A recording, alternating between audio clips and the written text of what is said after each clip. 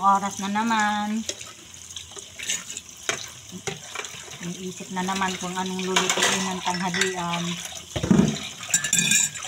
Yan na lang ang problema ng nanay sa araw-araw. Ang masaklap, wala ka na nga maibili, hindi mo pa alam kung anong ulam.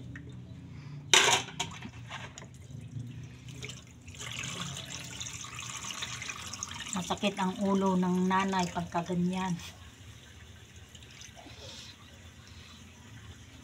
Lalo na yung may mga anak pa dyan. Eh kung ako nga, kaming dalawa na lang mag-asawa, masakit pang ulo ko. Naiisip kung anong iluluto. Ayos lang sana. Kung andyan lang ang mga iluluto, walang problema. Paano kung maselan pa sa ulam yung kasama mo? Buti na lang kaming dalawang mag-asawa. Basta may gulay lang yan. Nilagang talong.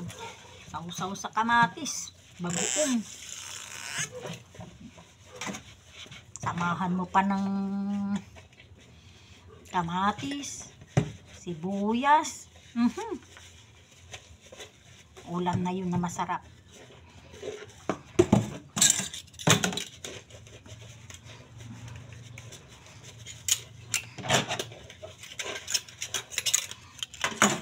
Minsan, kadalasan dito sa amin, pag nag-harvest sila ng mga talong, ampalaya, sili, namimigay sila.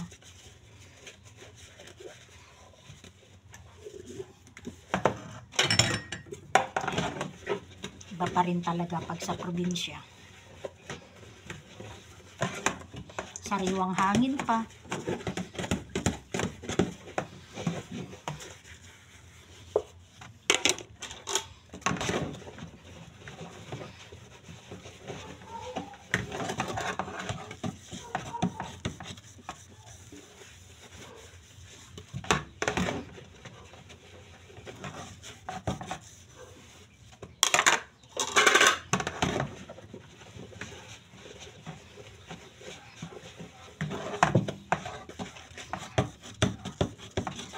Sa aming mag-asawa, basta't mayroon lang mga dahon-dahon dyan, dahon ng malunggay, may lamang kamote, haluan mo ng talbos ng ampalaya, luto mo ng buridibod, haluan mo ng hipon na maliliit na ay masarap na ulam yun. Sa panahon ngayon, wag kang mag-iinarte sa mga ulam-ulam. Di lang sabi nga nila, habang maiksi ang kumot, magtiis kang mamaluktot. Ang problema, bata pa ako, nagtiis na ako ng namaluktot. Hanggang ngayon, namamaluktot pa rin ako.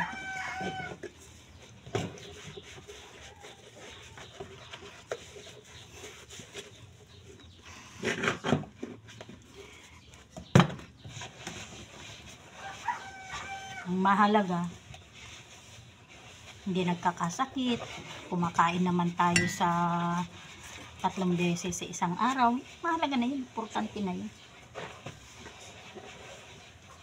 Sa panahon ngayon, huwag mo nang hangadin na yumaman ka.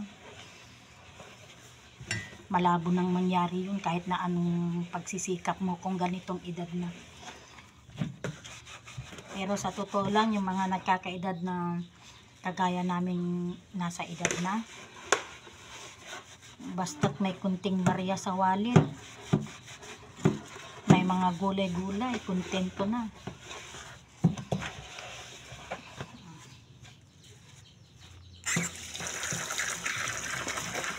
Kung noong araw madalas sa mall,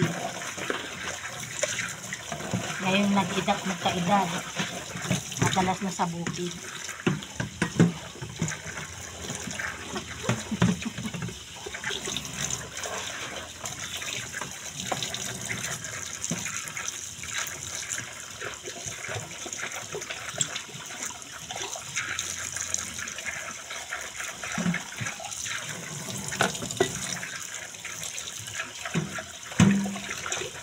ngayon. Kukuha ako ng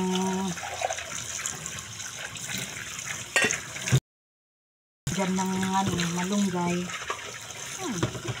Naalala ko burigay ako, total mayroon akong natira dyan na isang prito. Ihalo ko na yun.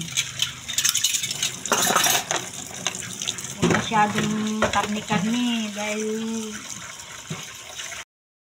karni pag madalas na ulam mo karni, mahal din ka. Mahal ang gamot, mahal ang bayad sa ospital, mahirap magkasakit. Kaya kami mag-asawa, isang beses lang kami magkarni sa isang linggo.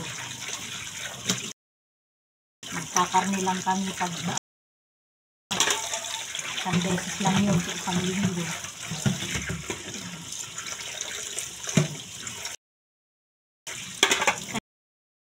Huwag kang aarte-arte sa ulam. Okay lang yan kung mapera.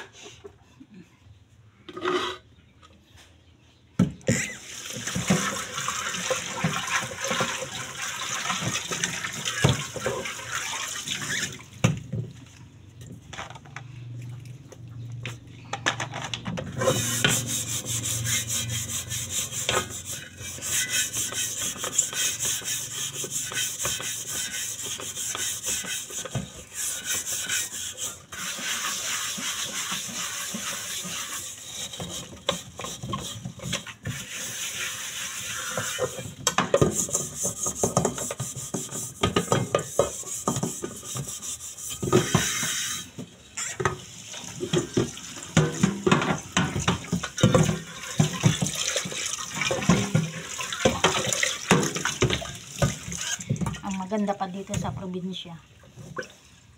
Bigayan ng ulam.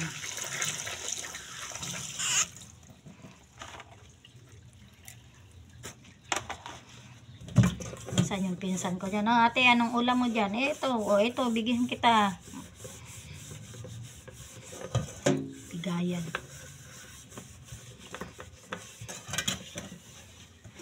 Natagal din akong tumira sa Maynila. Pag binagoongan ng ulam mo, sasarado ang bahay at pintuan.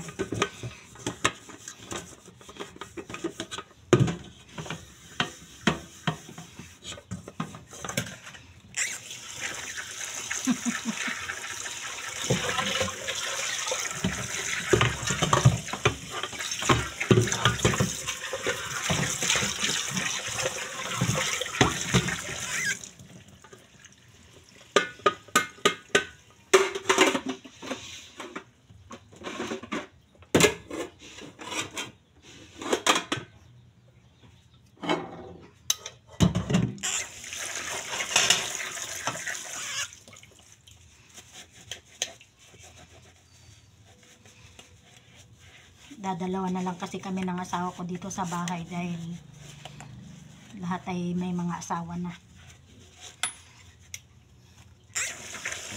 Kaya pagalit ng asawa ko, mag-isa na lang ako.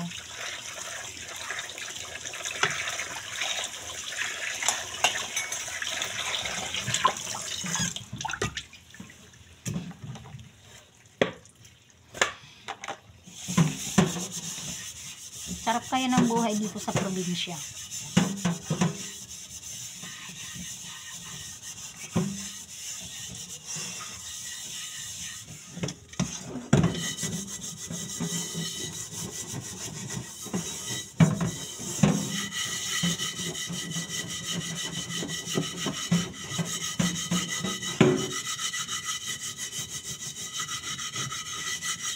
Years akong namirahan sa Maynila.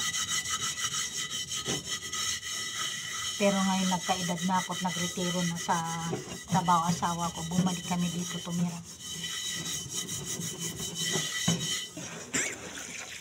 Eto, nag-i-enjoy kami dito kahit na medyo mahirap sa pera. Mas masarap pa rin mabuhay dito sa manirahan dito sa probinsya.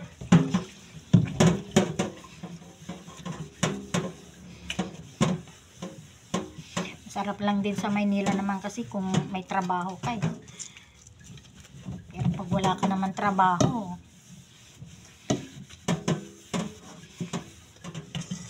hahanapin mo pa rin dito sa probinsya.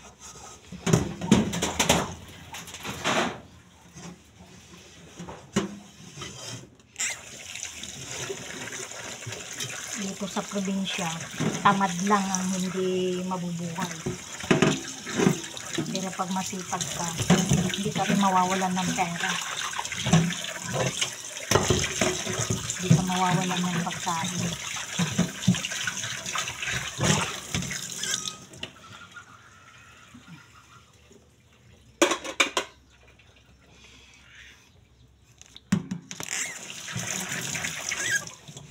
Sa totoo lang naman, pag tumira ka sa Maynila, pag kaedad mo, babalik ka sa probinsya.